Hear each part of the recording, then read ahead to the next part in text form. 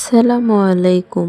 আজ হবে মাগুর মাছের বিরিয়ানি। লাগছে মাছ, আলু, চাল, কাঁচামরিচ, দুধ, গোটা গরম মশলা, আদা বাটা, রসুন বাটা, সব রকমের গুঁড়া মশলা। চুলায় কড়াই দিয়ে তেল দিলাম, আলু ভেজে নেব। গোটা গরম মশলা ভেজে নিয়ে দিয়ে দিব পেঁয়াজ।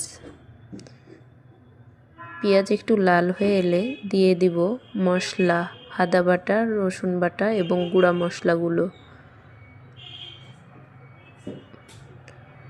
মশলাটি কষিয়ে নিব, তার জন্য একটু পানি দিয়ে দিব। মশলা কষে আসলে মাছ দিয়ে দিব, ভেজে তুলে রাখা আলু দিয়ে দিব, সামান্য লবণ।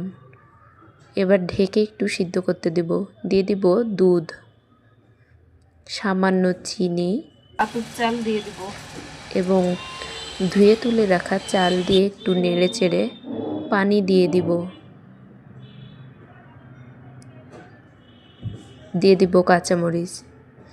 এবার মাছ দিয়ে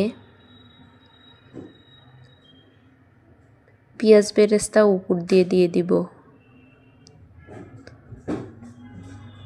দিয়ে দিব দুধ।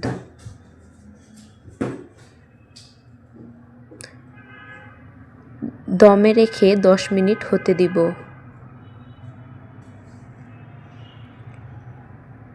ছিদ্রটা বন্ধ করে নিব। রেডি হয়ে গেল আমাদের মাগুর মাছের বিরিয়ানি।